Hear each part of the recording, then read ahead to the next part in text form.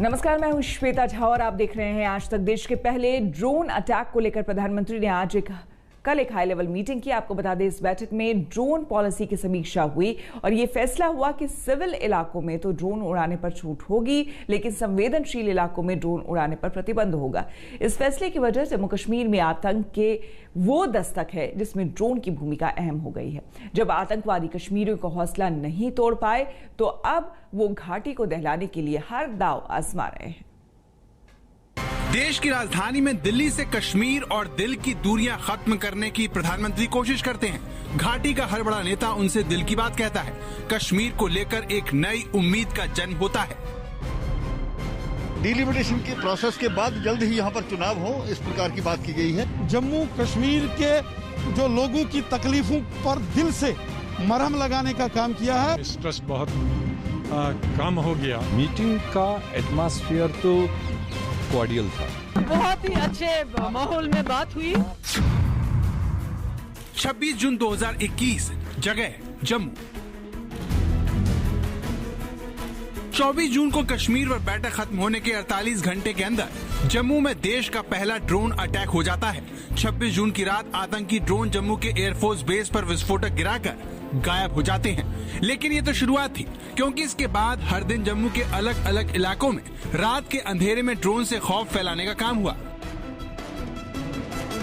सवाल यह है कि 24 जून के बाद से कश्मीर में अचानक आतंकवादी वारदातें क्यों बढ़ने लगी? तो इसका सीधा जवाब पटरी पर लौटता कश्मीर है, जो अपनी शांति के लिए सुर्खियां बटोर रहा है। लेकिन आतंकवादियों को ये सब रास नहीं आ रहा, इसीलिए पिछले हफ्ते भर में कश्मीर की फिजा ही बदल गई है। घाटी में आतंकी एसपीओ के घर में घुसकर उसके परिवार को मार रहे हैं, तो जम्मू में ड्रोन हमला करके बॉर्डर पर माहौल बिगाड़ने की कोशिश हो रही है। देखिए, जिस हिसाब से ये बार बार ये कालूचक एरिया के अंदर और ये बॉर्डर एरिया के अंदर ड्रोन्स का आना जाना लगा हुआ है, ये दर्शा रहा है कि पाकिस्तान जो है किसी बड़े मंसूबे की करने में प्लानिंग कर रहा है, और वो या तो इन्फिल्ट्रेशन है या फिर जिस हिसाब से ये जम्मू टेक्निकल एरिया में ड्रोन्स का अटैक हुआ है उस हिसाब से कोई अटैक करने की में लगा हुआ है। क्योंकि ये जो एरिया जहाँ जहाँ ये ड्रोन दिखे हैं वो सारे आर्मी एस्टेब्लिशमेंट्स हैं, हमारे जो हैं सिक्योरिटी एस्टेब्लिशमेंट्स हैं। लगातार तीसरे दिन भी जम्मू में सुरक्षा बलों ने रात में 2 अलग अलग कैंप के पास 3 बार ड्रोन देखे। पहली बार रत्नुचक के पास रात 1:08 पर, दूसरी बार सुबह 3:09 पर 7.5 किलोमीटर दूर कुंजवानी में, और तीसरी बार तड़के सुबह 4:19 पर एक ड्रोन कालूचक में कैंप के ऊपर उड़ता दिखा। ये कुंजवनी इलाका है और मेरे पीछे आप देख सकते हैं ये आर्मी का कैंप है। दीवार जो है ये बाउंड्री वॉल है आर्मी कैंप की, और यहाँ पर भी जो है कल मध्य रात्रि के बाद ड्रोन की हरकत देखी गई थी। अब जो है जो जांच एजेंसियां हैं इस चीज़ में जुट चुकी है कि क्या ये 3 अलग अलग ड्रोन थे या एक ही ड्रोन था जो कि 3 स्थानों पर देखा गया। तो साफ तौर पर इस समय जो सिक्योरिटी एस्टैब्लिशमेंट है वो गहन चिंतन में लगा हुआ है। जिस तरह से अजरबैजान ने ड्रोन की मदद से आर्मीनिया को पीछे धकेला, लगता है उससे उत्साहित होकर पाकिस्तान में बैठे आतंकवादी संगठनों ने ड्रोन पर दांव लगाया है, क्योंकि इन छोटे ड्रोन के खिलाफ मौजूदा एयर डिफेंस सिस्टम काम नहीं करता। इसीलिए सरकार भी इसे बहुत गंभीरता से ले रही है। लेकिन विशेषज्ञों का मानना है कि जब पंजाब में ड्रोन के जरिए हथियार और नशीले पदार्थों की तस्करी हो रही थी, तभी सरकार को इस पर कड़ा रुख अपनाना चाहिए था। इसका नतीजा ये हुआ कि आतंकवादियों का हौसला बढ़ गया और 26 जून की रात को वो भारत का पहला ड्रोन अटैक करने में कामयाब रहे। आतंकवादियों ने ड्रोन के जरिए अगले दिन भी सुरक्षा एजेंसियों को चौंकाया और 27 जून की रात को कालूचक मिलिट्री बेस के ऊपर 2 ड्रोन मंडराते दिखे। जम्मू ड्रोन अटैक की शुरुआती जांच में लश्कर का हाथ सामने आ चुका है और इस मामले की जांच एनआईए को सौंपी जा चुकी है। इसका कंट्रोल कहीं नज़दीक से ही हुआ है, क्योंकि सिग्नल स्पेशली इतने स्ट्रॉन्ग नहीं होते हैं ड्रोन्स में जो मीलों दूर से किए जाएं या रावलपिंडी या कहीं और से किए जा सकें। हो सकता है मंगला या कहीं और नज़दीक जो है इनका बेस है वहाँ से किया गया है कंट्रोल। मंगला एक्चुअली ड्रोन्स का घर है। लेकिन इन ड्रोन अटैक ने सेना और एयरफोर्स के ठिकानों की सुरक्षा पर बहस छेड़ दी है, जिसे पुख्ता करने के लिए सरकार अब एंटी ड्रोन तकनीक पर तेजी से काम करने जा रही है।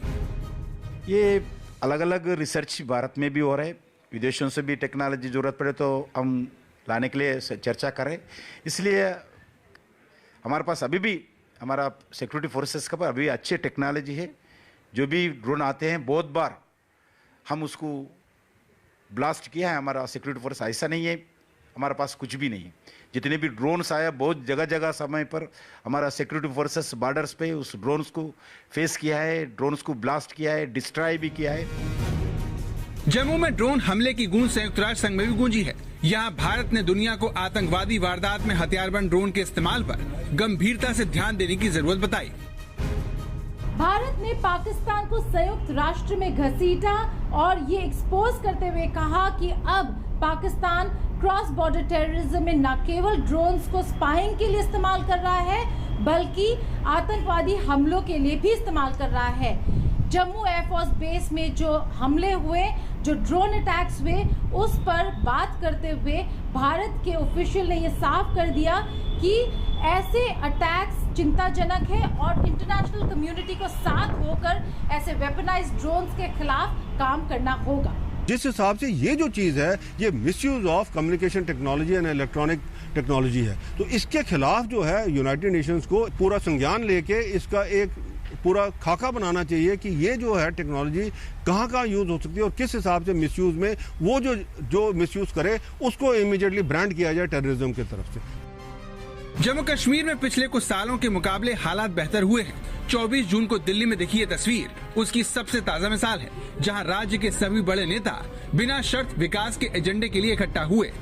सीधी सी बात है कि आतंकवादियों को ये सब रास नहीं आ रहा और बौखलाहट में वो ऐसा कर रहे हैं। इस खतरे को देखते हुए सरकार ने ड्रोन को लेकर अपनी पॉलिसी की समीक्षा की है, जिसके लिए प्रधानमंत्री ने एक हाई लेवल मीटिंग भी की।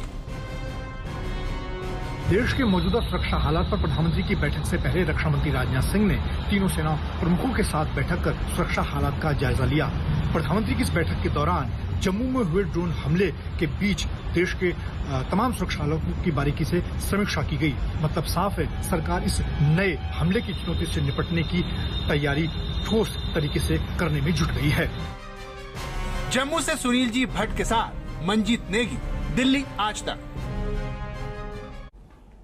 धर्मांतरण का मुद्दा पूरे देश में छाया हुआ है। यूपी से उठी धर्मांतरण की आग देश के कई हिस्सों में धधक रही है, लेकिन इस धर्मांतरण के मुद्दे को बीजेपी सांसद रवि किशन ने और गर्मा दिया है। रवि किशन ने कहा है कि धर्मांतरण एक तरह का आतंकवाद है और हिंदुओं को जड़ से खत्म करने की ये इंटरनेशनल साजिश है।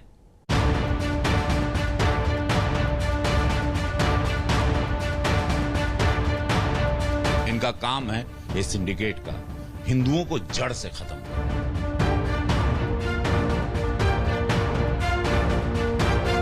अब इस तरह से देश को जड़ों से खत्म करना है कि इस जात को खत्म कर दिया जाए जिसका नाम हिंदू है।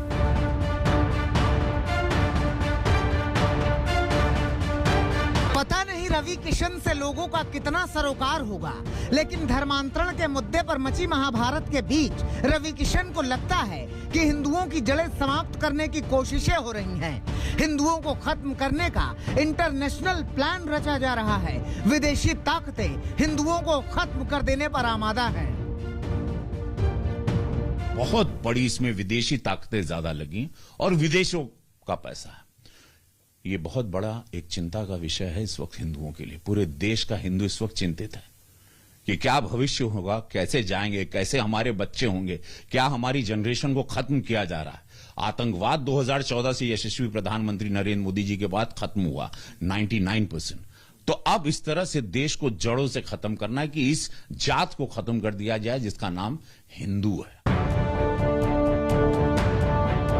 धर्मांतरण के मसले पर जांच एजेंसियां लगातार छापेमारी भी कर रही हैं और कार्रवाई भी कर रही हैं। अकेले पूर्वी यूपी में 400 मदरसे जांच एजेंसियों की रडार पर हैं। लेकिन रवि किशन का मानना है कि मसला सिर्फ यूपी या कश्मीर का नहीं है।